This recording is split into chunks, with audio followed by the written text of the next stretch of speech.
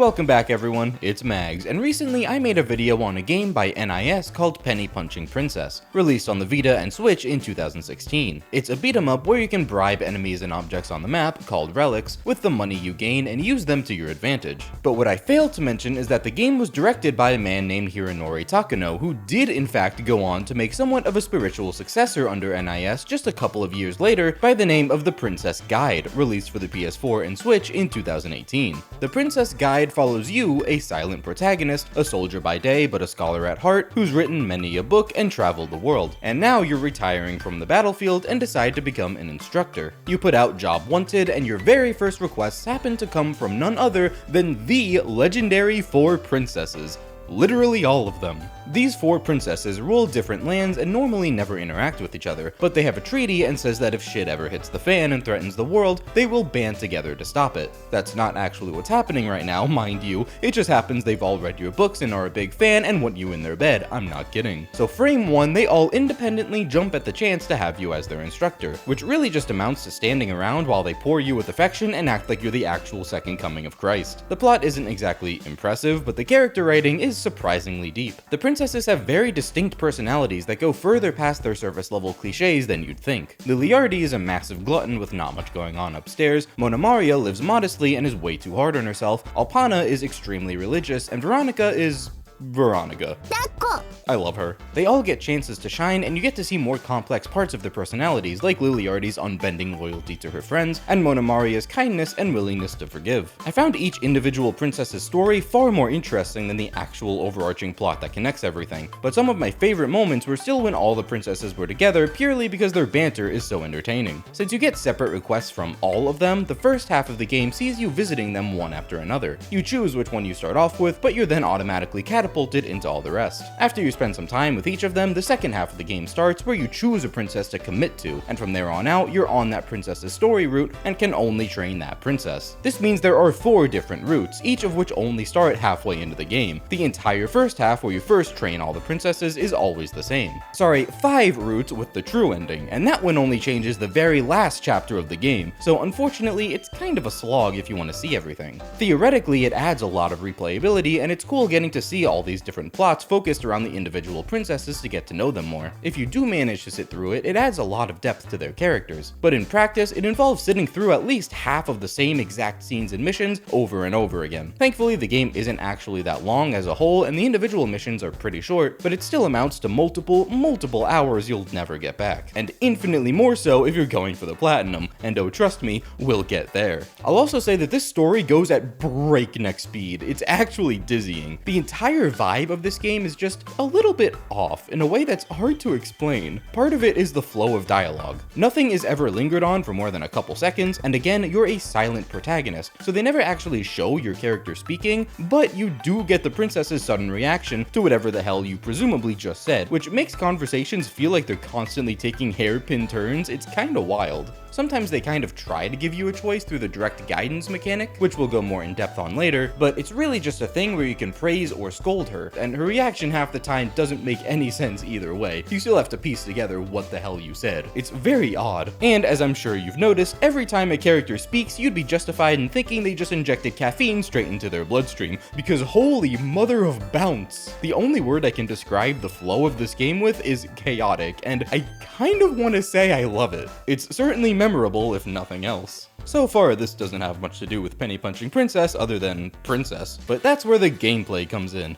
Just like that game, this is a beat 'em up, but this time you can play as a multitude of characters called commanders. No matter what, you always have 2 commanders at your disposal, that being the main character and whichever princess you're training at the time. You can hire other commanders, but I honestly never even bothered. The game is so short that I wanted to spend the time to learn the princesses themselves, and it's far more beneficial to play as them over anyone else, even the main character, for reasons regarding materia, which I'll get into soon. The commanders aren't the only ones on the battlefield though, you'll have a group of soldiers with you too. The combat mechanics seem way overwhelming at first. You use a combination of your own attacks and the soldiers' attacks, and on top of that, there are 2 modes of combat between commander mode and battle mode. Commander mode is mostly where you control your soldiers. Here you can do a normal light attack with the commander or some special attacks with the soldiers. Battle mode completely forgets about the soldiers and uses only the commander, which gives you access to some special attacks of their own. So yes, commander mode is not the mode that focuses princesses on the commander, it's the mode where you do the commanding. Got it? I always found commander mode to be a lot better since attacks from the soldiers can stun enemies. Just like penny punching princess, you can send enemies into break mode, which stuns them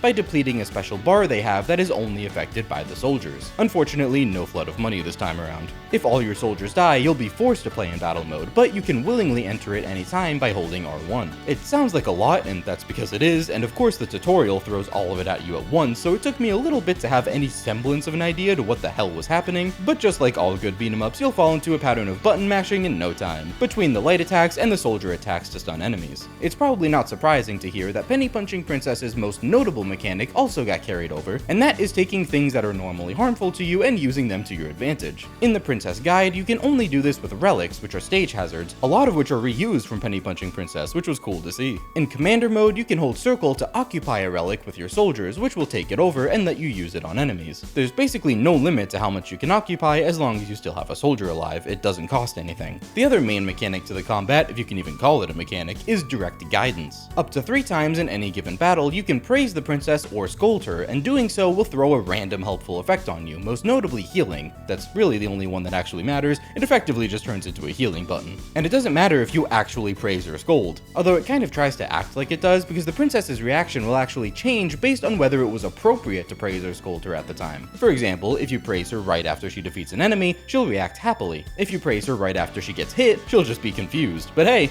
healing is healing. To keep in the theme of princesses and commanding armies, getting real Battle Princess of Arcadia's vibes in that regard, getting to missions is not as straightforward as a simple stage select. Instead, you have a map with a bunch of different locations that you have to physically travel to from your home tile. You can deploy multiple commanders at once and move them anywhere you'd like, and there will often be enemies roaming around the map that you'll have to engage in a short battle with to get through. An interesting idea for sure, too bad it's kind of annoying, partly because there's a real-time element to it. Not just in that you have to physically watch and wait for your commanders to reach their destination, but also that in-game hours will pass as you stay on the map. Some side quests are only open for a certain amount of hours before you have to wait a while for them to reappear. And every time you withdraw a commander from the map, you have to wait 5 in-game hours just to deploy them again. And for whatever godforsaken reason, they went out of their way to make you have to withdraw them as much as possible. For one, there's AP, which is just a commander's energy, so it just straight up goes down while they're on the map and you have to withdraw them when it runs out. But more prevalently, there's the fact that you are not able to actually train a princess at all while she is deployed, which logically makes sense, but it's a nightmare because you're gonna have to withdraw her every time you want to upgrade her in any capacity, which will start her all the way back at the home tile in addition to waiting 5 in-game hours. How long is an in-game hour? Not very, and there's even a fast forward button which makes an in-game hour about 5 seconds, but that doesn't stop it from being a pain in the ass.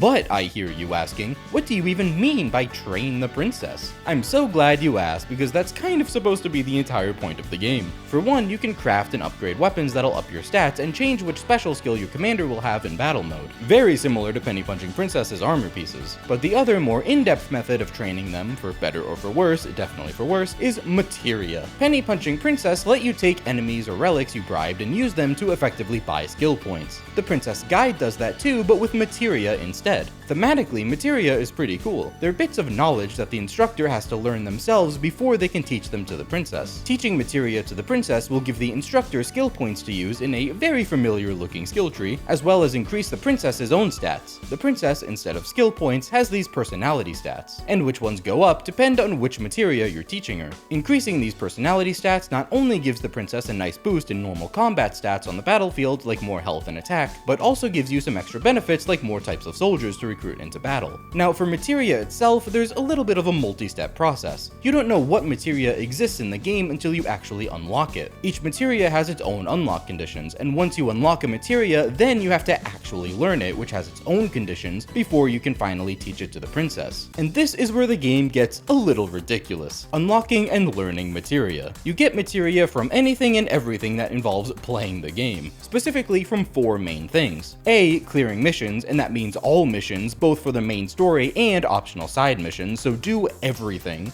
B, visiting locations labeled with question marks on your map that will appear between chapters sometimes and go away just as quickly, so always scan the map for these after story missions. C, defeating certain types of enemies, and D, occupying certain types of relics. There's also virtual training, which doesn't really fit into any of those categories. Raising any princess's faith stat to 2 or above will unlock virtual training, which are these funny little pixel art mini games that you can play with the princesses. There's a couple materia materia to be gained here too. If you're not a completionist or anything like that, you don't gotta worry about it much. The only important thing is that battling as much as possible is incentivized, because that will make you occupy more relics and defeat more enemies, which will up your chances of unlocking a new materia, which will strengthen your princess, which is pretty neat. If you are a completionist like yours truly, and you're going for that sweet platinum, this has to be one of the most asinine systems ever implemented in a video game. You'll need to learn all of the materia for every princess, not just unlock, learn. Each princess has their own list of 80 materia to obtain, and given the extremely random nature of unlocking these materia, you can imagine how much of a headache it is keeping track of them. Here's the kicker though, not all of them are even possible to get on a normal route due to some enemy or relic types just being non-existent. The only route all 80 materia will be gettable on for any given princess is the true end route. And again, this route only changes the very last chapter of the game. No, there is no way to tell what materia even exist before you unlock them.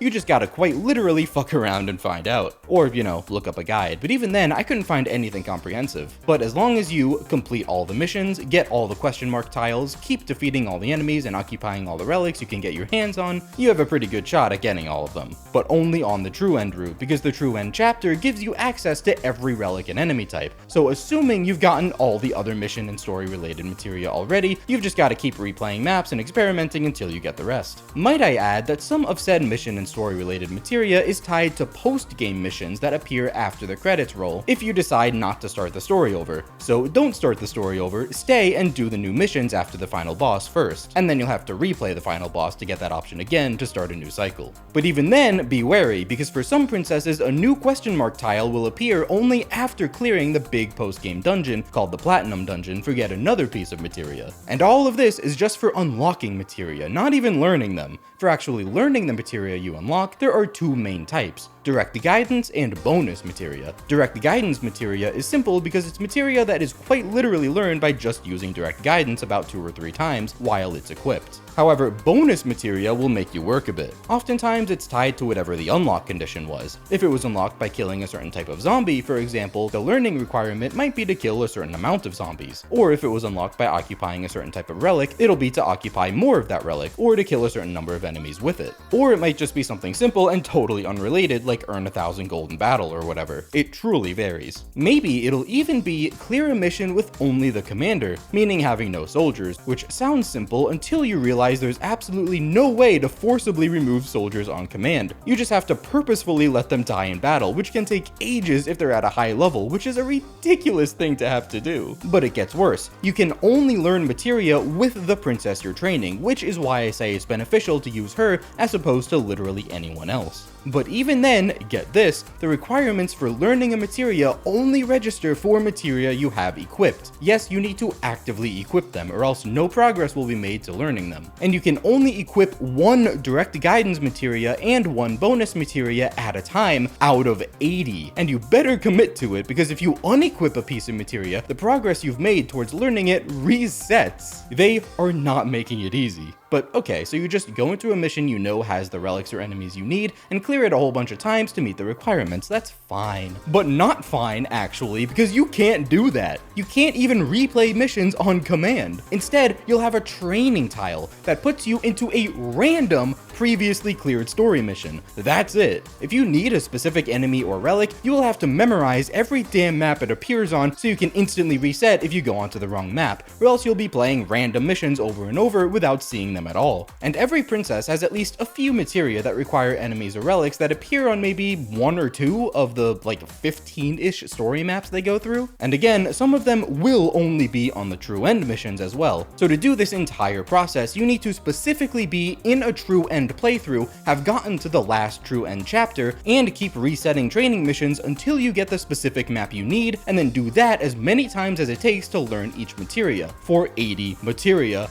4 times. Which also means that yes, you need to complete the true end route alone 4 separate times. Mind you, there are still 4 normal individual princess routes to go through, which of course are each tied to trophies as well. So if you've done your math correctly, you'll notice that it takes 8 playthroughs minimum to platinum this game. By the way, each princess's normal ending isn't even just one ending in and of itself. Those still have 3 endings each, but they're save scummable. These endings, by the way, all revolve around the princess's faith personality stat. stat. Finishing her normal route with a faith stat of 3 or lower will result in the neutral ending, 4 for good, and a maxed out 5 stat for the best. You can simply reload a save at the end of the game, spam some materia to up the faith stat, and do the last mission again for each of the endings. As for the true ending, that triggers if all 3 princesses' faith stats are at 3 or above after visiting them all the first time. So if you don't want the true ending, make sure to have at least one of them at a faith stat under 3. But these normal endings kind of feel like a real kick in the balls when the only thing different between all 3 of them is literally just the post-credits scene.